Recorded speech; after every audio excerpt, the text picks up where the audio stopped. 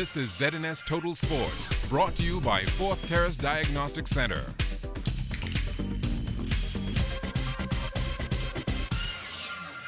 Hi, good evening and welcome to this first look at sports on a Tuesday. I am Julian Gibson. Private school softball championships taking place yesterday at Freedom Farm saw SAC Junior girls beating St. Andrews 5-1.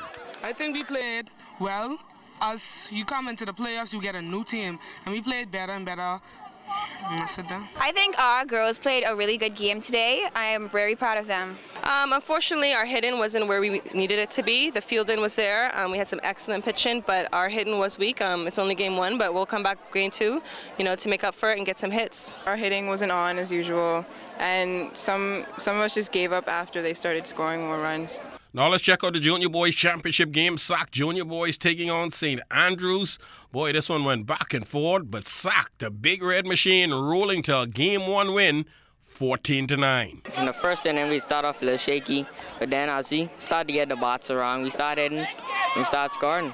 I think we hit the ball pretty good. I just think that we need to improve on some more stuff for the next game in order to win.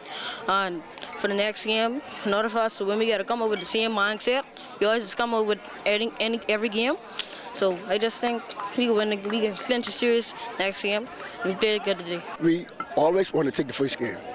That give us the setting for the second game and third, if there's a third game. But basketball soon start. So we're trying to get rid of this team in a hurry. Throughout the season, we started off slow, and we usually fighting an uphill battle. But tonight, we started off much better, but SAC was clearly very strong. We came in full force, but I don't think we did our best today. I think we can get on Wednesday. In the Senior Girls Championship game, SAC once again reigning supreme. SAC getting past St. Andrews Senior Girls 7-2. Now in the Senior Boys Championship game, no luck for SAC this time. They would lose to Charles W. Saunders. The final score, 7-5. Only loss on the day for the big red machine from SAC. And Cynthia Motherprat, a former national softball team player, is calling out for more recognition for our 1980 bronze medal ladies softball team. There are many giants, female giants, who have been in the trenches, who have carried the banner of this country on their backs, and their names have never been mentioned, particularly those ladies who represented the Bahamas at the World Games. Minister, I'm so happy you're here today because I've said it before and I'll say it again, sir. These ladies deserve to be on the wall alongside the others at Nassau International Airport.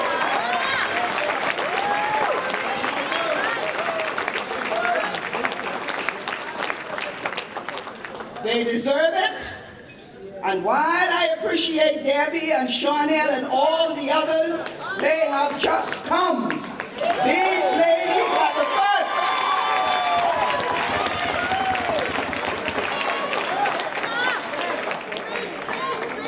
They are the first to bring an international medal into the country for women, the women's softball team. Private school softball championships got started yesterday. SAC Senior Girls won game one, beating St. Andrews. Now SAC Senior Boys lost game one to Charles W. Saunders. But in the junior division, SAC dominated. Their junior boys and junior girls defeated St. Andrews. So what's going to happen come game two? Game two, we have to have our outfield got to be more live, so when balls hit on the outfield, they can catch them and they be ready and bring it back in so Michelle can throw strikes. Game two, we're going to try our best, play our hardest, and hopefully we'll come out with a win. We need to keep our pitching consistent. My girls are ready. They came in there with a positive attitude, so we need to keep that same positive attitude, recognizing that we need to continue batting, and we are a hitting team. We've always been a hitting team, and once they keep relaxed and don't let the nerves get to them, all they have to do is go out there, field the ball, make the plays, execute, and again, we plan to be champions. So game two, St. Andrews going? Game two on Wednesday, and it'll be the official end to the hurricane season. SAC is saying Wednesday is going to be the end of the hurricane season. Oh, no. We still got a ways to go, but we're coming out here strong, We're coming out here to win. We're going to fight for it. These girls have played excellent this season. They've been undefeated, and we're not going to give it up. Our hitting needs to be on. We need to focus. We need to believe in ourselves. Now officials will have their hands full for game two of the Junior Boys Championship. Not you, Cardi. They're not going to let you call. Fans will be in for a treat Sac Junior boys looking to close out St. Andrews. Once we hit the ball, we can be all right. And then the pitcher got to stay steady. The pitching is the key. If you notice that pitcher, he keep changing pitch, because he loses his confidence. That's why he's changing the pitch. We gotta bring back the same attitude we bring in the third and fourth inning. And we gotta start off good. Just need to be a little bit more patient. We rush a lot of things, especially when the pitcher has the ball. You just need to take your time and slow the game down. Other than that, we were swinging the bat well. Our fielding was good. That's it. Just need to slow the tempo of the game down. That's all. We need to stay focused. We need to do our best. We just need to have that anger in our heart till we could come here and beat Sac. The World Harmony Peace Run will be held this coming Saturday at the Thomas A. Robinson National Stadium.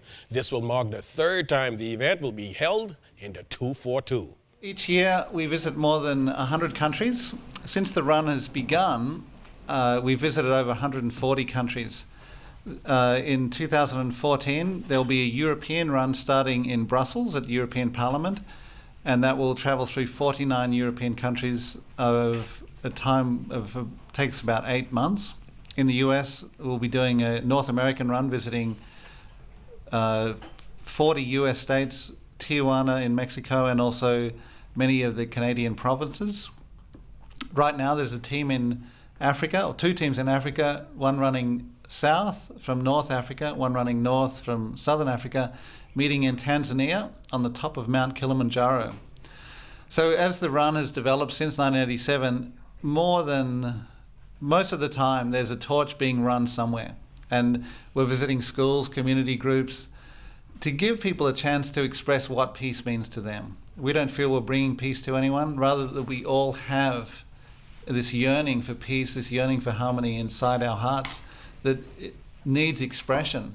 And by carrying a torch and by sharing a torch with your neighbours, with your neighbouring countries, is an expression of that. Now, the week of activities for the Peace Run got started on Monday with a visit to a number of our schools. Today, they were over there in Harbour Island. Wednesday, they plan to stop by Oaksfield Primary School. And from there, Ariel Wood from the Ministry of Youth, Sports and Culture explains what will happen next.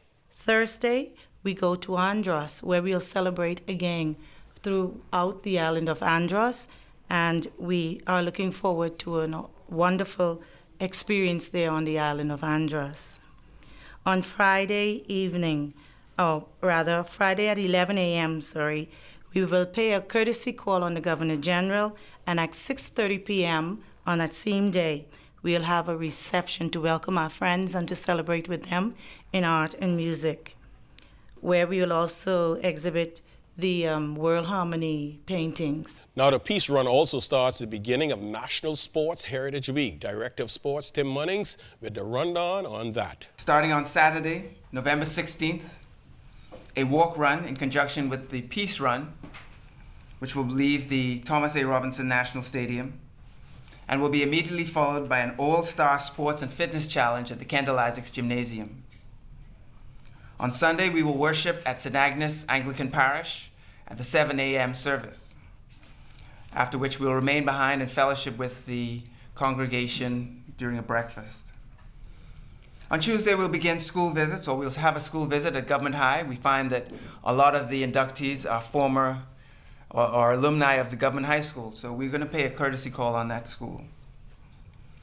On Wednesday, we'll do a courtesy call to the House of Assembly. We'll go and introduce as many members that can make it to the members there, which will be immediately followed by a luncheon at the National Stadium. On Friday will be the induction ceremony, and this will be a special occasion where this class will receive the appropriate recognition and awards. And from baseball, do you remember the fallout from the Bahamas Baseball Federation Nationals and Freedom Farm during their national championships? Well, Freedom Farm, have they gotten over that issue? Right now, concentrating on girls softball and the opening up of Freedom Farm and kids playing in sailing in Andros. And after seeing a great sailing competition in Governor's Harbor a week or so ago. So challenges and obstacles that Freedom Farm might run into, the directors of Freedom Farm could deal with that. They know how to deal with it. You know, Freedom Farm been around a little while. This is 25 year we going into. and they know how to deal with whatever come in front of them.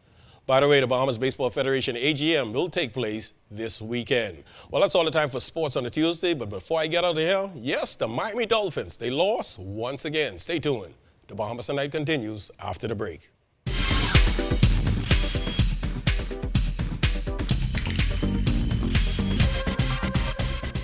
This is ZNS Total Sports, brought to you by Fourth Terrace Diagnostic Center.